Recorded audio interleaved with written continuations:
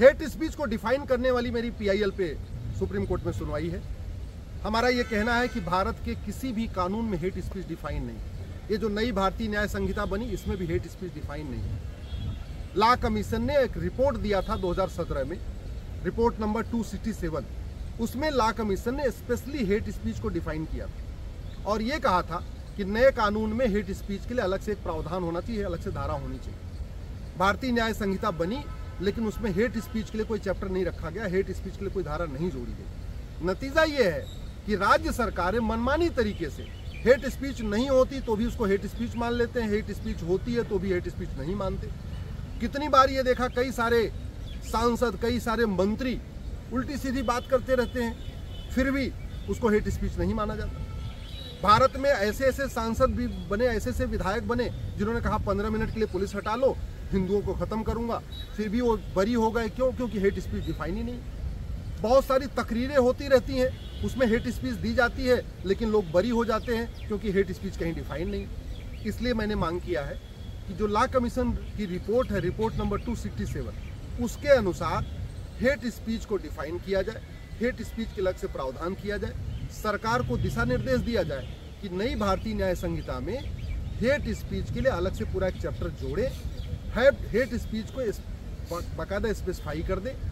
इसके साथ ही साथ देश में एक एकता और अखंडता आयोग की जरूरत है, एक unity and national integration commission की जरूरत है। हेट स्पीच को डिफाइन करने के बाद भारत में जितनी भी रिलीजियस किताबें हैं सबकी समीक्षा करना जरूरी है। जितनी तकरीरें होती हैं, जितनी भी सार्वजनिक भाषण होते हैं या जो बार बार रिपीट होते हैं, इनकी समीक्षा करना जरूरी है। उसमें यह देखना जरूरत है कि कहीं किसी किताब में हेट स्पीच तो नहीं है, किसी तकरीर में हेट स्पीच तो नहीं है, किसी भाषण में हेट स्पीच तो नहीं है, किसी जलसे में हेट स्पीच तो नहीं हो रही है। हेट स्पीच डिफाइन होगा तो लोग बोलने से पहले 10 बार सोचेंगे।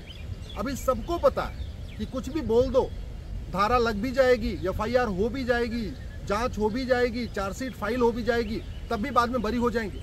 और आज तक पिछले 75 साल में बहुत सारे लोग बहुत बड़ी बड़ी बातें, नफरत फैला के चले गए लेकिन किसी को सजा नहीं हुई। जानते हैं क्यों? क्योंकि हेट स्पीच कहीं डिफाइन ही नहीं है, किसी कानून में हेट स्पीच डिफाइन नहीं है। दो ही तरीका है, माननीय सुप्रीम कोर्ट एक हेट स्पीच के ऊपर गाइडलाइन बनाए और जैसे ट्रिपल तलाक केस में कहा था उन्होंने, 3 तलाक वाले केस में कहा था कि जब तक संसद कानून बनाएगी तब तक के लिए सुप्रीम कोर्ट का आदेश ही अपने आप में कानून का काम करेगा। माननीय सुप्रीम कोर्ट के पास ये शक्ति है संविधान के अंतर्गत कि जब तक हेट स्पीच को भारतीय न्याय संहिता में नहीं जोड़ा जा रहा है, अलग से चैप्टर नहीं जोड़ा जा रहा है, तब तक माननीय सुप्रीम कोर्ट अपनी शक्तियों का उपयोग करके जो लॉ कमीशन की रिपोर्ट है उसको इन्फोर्स कर सकते हैं। या सरकार को कह सकते हैं कि जो लॉ कमीशन की रिपोर्ट है जो 2017 में आई थी, अब तो लगभग 8 साल बीत चुके हैं, वो कब तक लागू होगी, हेट स्पीच को कब डिफाइन किया जाएगा। और इसके साथ ही साथ एक राष्ट्रीय एकता और अखंडता आयोग बनाना ज़रूरी है। सभी रिलीजियस किताबों की समीक्षा करना ज़रूरी है। जिन किताबों से हेट स्पीच फैल रही है, जहाँ जहाँ जिन स्पीचों से हेट स्पीच फैल रही है, उनके खिलाफ कठोर कार्रवाई करना ज़रूरी है। नहीं तो जिस तरीके के हेट स्पीच में कंपटीशन हो रहा है, ये अच्छा नहीं है देश के लिए। जिस तरीके से एक पक्ष पहले थोड़ा सा हेट स्पीच देता है, दूसरा पक्ष थोड़ा और आगे बढ़ता है, तीसरा पक्ष और आगे बढ़ता है, और कई बार तो ऐसा देखा गया है कि हेट स्पीच का दंगे हो जाते हैं। हेट स्पीच और र्यूमर मॉन्गरिंग, ये जो अफवाह फैलाई जाती है, झूठी अफवाह फैलाई जाती है, उसके लिए भी मैंने मांग किया है कि भारतीय न्याय संहिता में एक चैप्टर होना चाहिए। झूठ बोलना, झूठी अफवाह फैलाना, इसको गंभीर अपराध घोषित किया जाए। झूठी गवाही देना, इसको गंभीर अपराध घोषित किया जाए। झूठी जांच करने को गंभीर अपराध घोषित किया जाए। झूठा हलफनामा दाखिल करने को गंभीर अपराध घोषित किया जाए। और जो आजकल की डेट में आप देख रहे हैं कि बहुत सारे पाकिस्तानी भारत में पकड़े जा रहे हैं, उनके पास आधार भी मिल रहा है, उनके पास राशन कार्ड भी मिल रहा है, उनके पास ड्राइविंग लाइसेंस भी मिल रहा है, उनके पास वोटर ID भी मिल रहा है, उनके पास बर्थ सर्टिफिकेट भी मिल रहा है, सारे डॉक्यूमेंट बन रहे हैं। और वो इसलिए बन रहा है क्योंकि हमारे भारत के कानून में चीटिंग, फ्रॉड, फोर्जरी कोई सीरियस क्राइम नहीं है।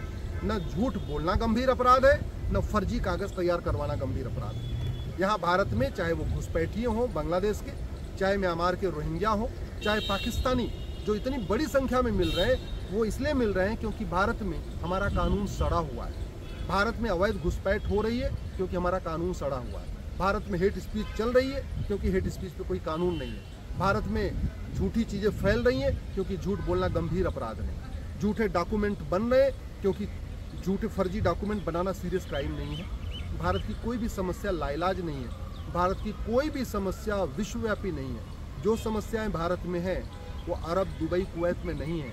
जो समस्याएं भारत में हैं वो चीन, जापान में नहीं है। जो समस्याएं भारत में हैं वो अमेरिका, सिंगापुर में नहीं है। भारत में वो सारी समस्याएं इसलिए चल रही हैं क्योंकि यहाँ कानून सड़ा हुआ है। यहाँ फ्रीडम ऑफ स्पीच के नाम पे लोग फ्रीडम ऑफ हेट स्पीच कर रहे हैं और फ्रीडम ऑफ रिलीजन के नाम पे फ्रीडम ऑफ कन्वर्जन कर रहे हैं। इसलिए इसको रोकना ज़रूरी है।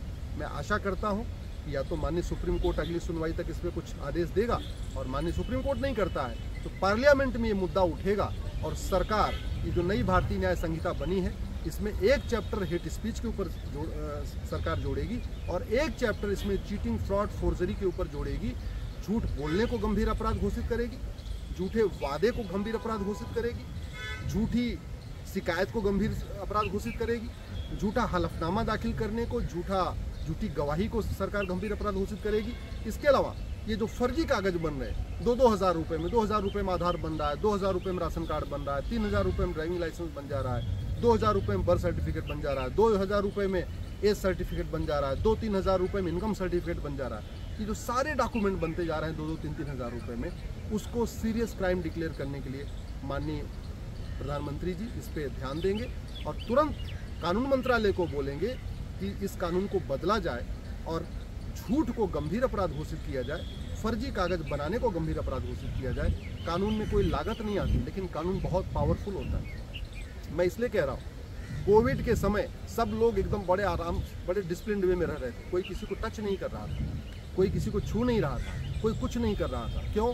क्योंकि कोविड का खौफ था, कोरोना का खौफ था। कानून भी कोरोना जैसा होना चाहिए कि आदमी डरे कि अगर हमने कुछ भी गड़बड़ किया, जैसे कोरोना के समय क्या था, सब मुंह बांध के रखते थे, सब हाथ धोते रहते थे, सब मास्क लगा के रखते थे, किसी को छूते नहीं थे, सब बड़े डिसिप्लिन वे में चल रहे थे। क्यों? क्योंकि कोरोना का खौफ था। ऐसे जैसे कोरोना का खौफ था, ऐसे ही कानून का खौफ होना चाहिए कि अगर हमने कुछ गड़बड़ किया, हमने यहाँ गलत तरीके से अपनी नागरिकता ले लिया, हमने झूठे कागज बनवा दिया या हमने हेट स्पीच दिया, हमने कुछ भी गलत किया, तो ज़िंदगी चली जाएगी। 20 से 50 साल सज़ा मिलेगी, 10 से 20 साल सज़ा मिलेगी। जब ये खौफ पैदा होगा तब भारत में शांति आएगी।